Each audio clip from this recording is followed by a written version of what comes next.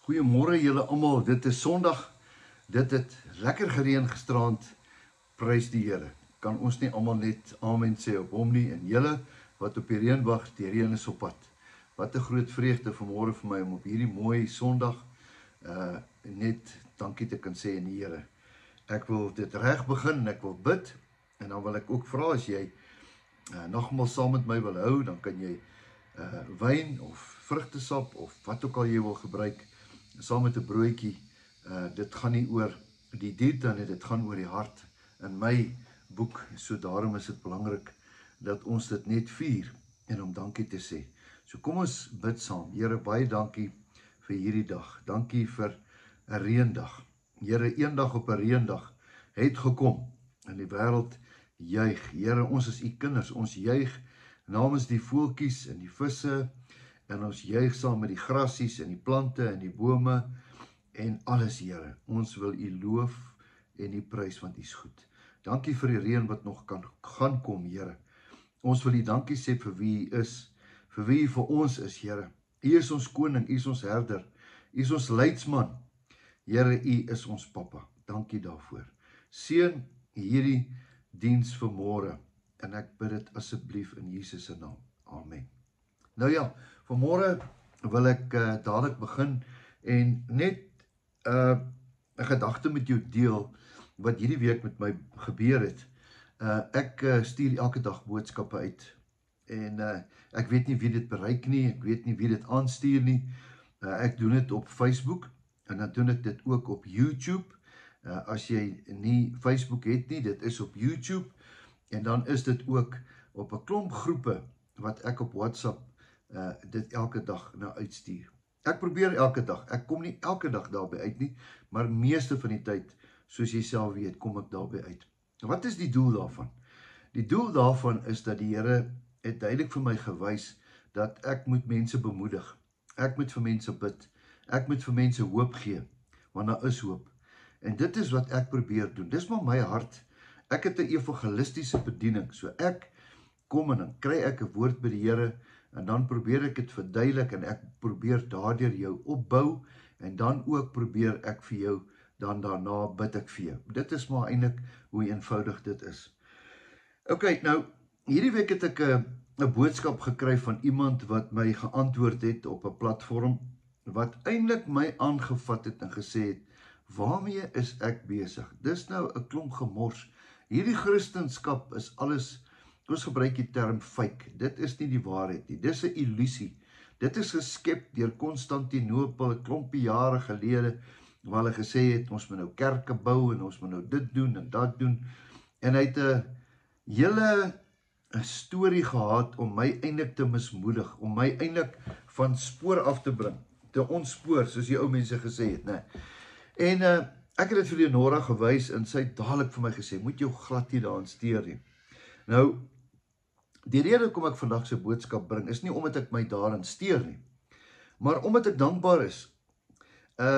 En ek is dankbaar dat ek dit doen wat ek doen, want ek weet wat ek weet. Jy kan nie my ontspoor en sê, dit is nie so nie. Deel daarvan was my opvoeding. Jy is reg, in my opvoeding het ek ouers gehad wat absoluut toegewyd was aan die Here. Ek het die voorbeeld gesien, ek het wonderwerke gesien. Jy is heeltemal reg, ek het baie dinge in my lewe gesien. Die onmoontlike het ek die moontlike gesien. Ek het ouers gehad het wat vir ons gebid het, en baie van daai gebeure het waar geword. Ek is 'n duidelike voorbeeld daarvan. Ek is 'n voorbeeld van iemand wie ouers voor gebid het. En so ook my broers en my suster, en ook ons kinders, en ook ons kinders se kinders. Want die woord sê, die gebed van 'n regverdige het groot krag. Nou, ek het toe gaan dink, wat gaan ek vanmôre sê? Want baie keer kan iemand net kom en twyfel in jou saai. Eendag het iemand vir my gesê, sê nou, daar is nie 'n Here nie. Toe bly ek stil. Ek wel, is 'n baie goeie punt, of wat ek vir jou kan sê, sê nou, daar is 'n Here. Ten minste as ek die Here dien, weet ek waartoe ek gaan. Ten minste weet ek het vrede in my hart. Ten minste weet ek is vergewe. Ten minste weet ek, hy is my herder, hy is my bron, hy is my krag, hy is my volgende bord kos, hy is in my hart, hy lewe in my. Ek weet dit. So, wat bedoel jy? Sê nou, ek wil vir jou sê, wat van jou? Sê nou, hy is daar, en jy het hom nooit gedien nie, en jy kom op jou sterfbed, en jy het hom nooit gevind nie. Dit laat my so dink aan die twee ouens wat in die kruis gehang het. Die ene het gesê, dalk is daar 'n paradys. Here, as daar 'n paradys is, dink net aan my, as jy daar is. Die ander ou hoor dit. Die ander ou hoor hoe die Here vir hom 'n paspoort gee, die ou laat hom en sê, vandag is jy saam met my. Hy vat dit nie. Skepties. Hy sal eerder op sy eie gaan en nie die Here glo en hom vat terwyl hy besig is om te sterf nie. Wat het hy gehad om verloor? Hy het niks gehad om te verloor nie. Jy sien, maar hy het trots gehad. Trots maak mos dat jy jou eie God word, is dit nie? Ek wil jou lees 'n baie interessante ene wat ek gesien het oor Dawid. En Dawid was mos nou die man na God se hart. En hier sien ek vanmôre en ek lees 'n stukkie uit Dawid uit Psalm 92 uit. Psalm 92. Right. Hy roep om die Here, want op 'n stadium het hy gevoel die Here het hom verlaat. Jy weet, baie keer kan ek en jy ook so voel, né? Baie keer dink ek en jy, ag Here, ek weet nie, ek bid maar niks gebeur nie. Here, ek probeer. En dan sê hy hierso uit Psalm 22 uit, net voor Psalm 23, sê hy die tweede vers: my God, waarom het U my verlaat? Ver van my hulp, van my woorde, van my gebrul. Klink dit nie bekend nie? Klink dit nie profeties nie? Onthou julle, lank daarna het Jesus dieselfde woorde gesê op die kruis. Selfs Jesus het op 'n stadium gesê, Here, U het my verlaat. Want jy sien, die Here moes dat Jesus soos 'n mens voel, dat ons baie keer Gods verlate voel. Maar het die Here hom gedrop? Nee, hy het nie. Het sy Vader hom gedrop? Nee, hy het nie. Hy was daar. Hy het selfs vir 'n oomblik vir hom weggekyk. Ja, jy is reg. Jy is reg. Hoor 'n bietjie wat sê Dawid. Hy sê, my God, waarom het my verlaat? Ver van my hulp, van die woorde van my gebrul. My God, ek roep U bedags, maar U antwoord nie. Klink dit nie bekend nie? Het jy ook baie keer gebid en dan is die Here stil en dan die eerste ding wat jou aankla is die duiwel en sê, ag man, jy's te groot sondaar. Vir wat wil jy nou gaan bid? Jy het te veel slegte goed agter jou naam. Tog is U die Heilige wat woon onder die lofsange van Israel. Op U het ons vaders vertrou. Hulle het vertrou en U het hulle uitgered. Ek het 'n bewys daarvan. Jy het 'n bewys daarvan. Ons ouers se ouers het op hulle knie gegaan elke dag. En dis die bewys. Hulle het U aangeroep en het ontvlug. Op U het hulle vertrou en nie beskaam gestaan. Maar ek is 'n wurm. Ek is nie 'n man nie. Dan sê hy nou homself sleg. En dan vers 11. Aan U is ek oorgegee van my geboorte af. Aan U is ek oorgegee van my geboorte af. Dit my ook gebeur. Ek is oorgegee. Ek dink jy ook. Jy is ingeseën. Jy is gedoop. Ek weet nie wat het met jou gebeur nie, maar jou ouers het 'n belofte gemaak en sê, Here, hier is hierdie kind. Ek gee hom vir U. Van die skoot van my moeder af is U my God. Kom ons gaan 'n bietjie verder. En dan praat hy hier van vers 17. Nou hoor 'n bietjie wat sê Dawid hier, lang voordat Jesus in die kruis gehang het. Vers 17. Want honde het my omsingel, 'n bende kwaaddoeners het my omring. Het dit nie met Jesus ook gebeur nie? Hulle het my hande en my voete deurgrawe. Het dit ook nie met Jesus gebeur nie? Kyk, al my beenderre kan ek tel. Hulle kyk, hulle sien met welgevalle op my neer. Het dit ook nie met Jesus gebeur nie?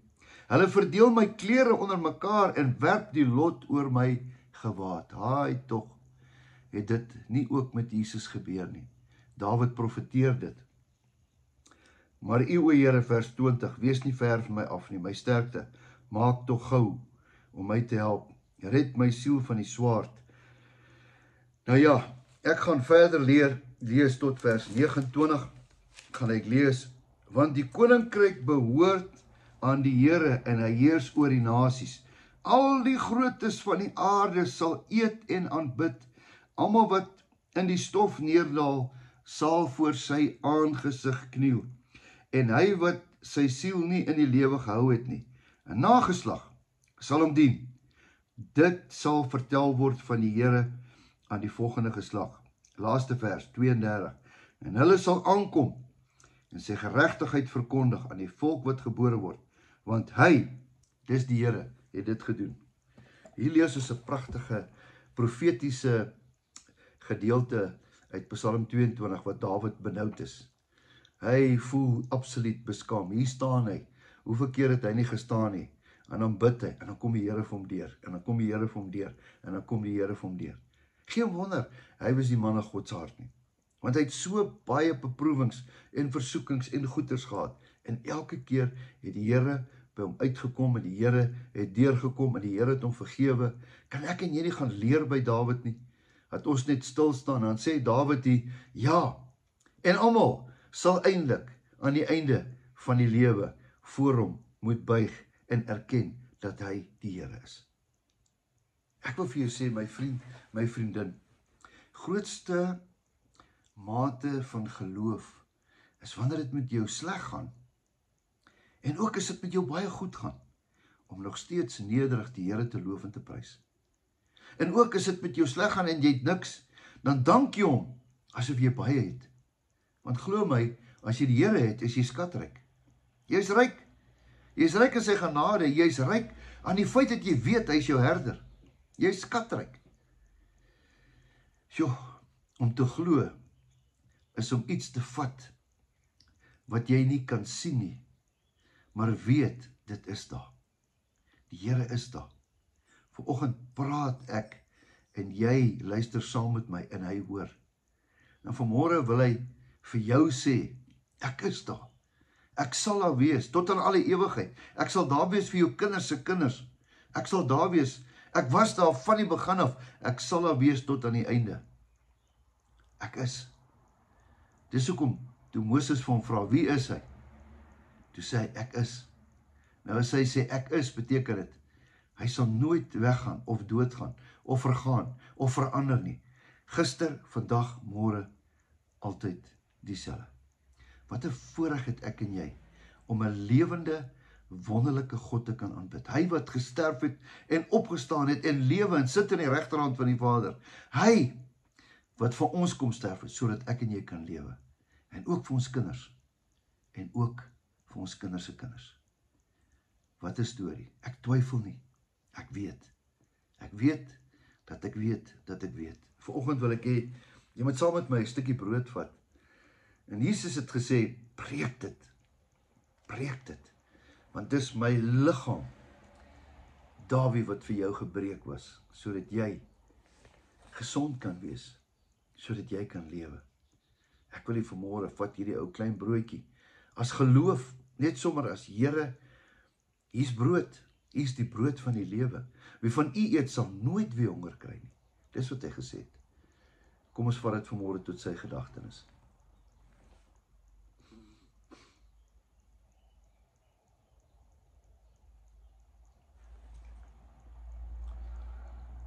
En dan die wyn, vrugtesap, druiwesap, maak nie saak nie.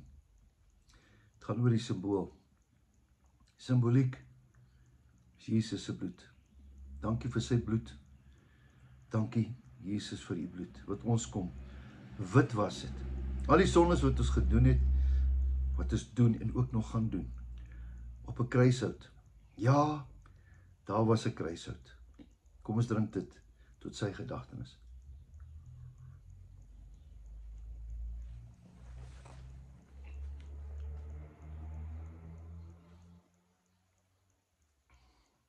Hemelse Vader, baie dankie dat u leef.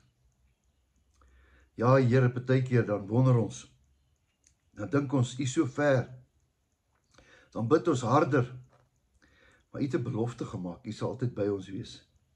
Here, u is om ons, u is in ons, u is bo ons, u is agter ons, u is voor ons, u is saam met ons. Dankie, Here. Ek twyfel nie, ek spreek dit, ek spreek my geloof vandag, deur dankie te sê, dat u daar is. Dankie, Here. Dankie vir wat u nog gaan doen. Dankie, Here, dat u ons redder is. Ek loof en prys u naam. Amen. Mag jy 'n wonderlike geseënde dag saam met jou vriende of familie weet dat Jesus jou baie, baie lief het. So lief dat hy gesterf het sodat jy die ewige lewe kan hê. Ek groet jou met die woorde, jou beste lê nog voor.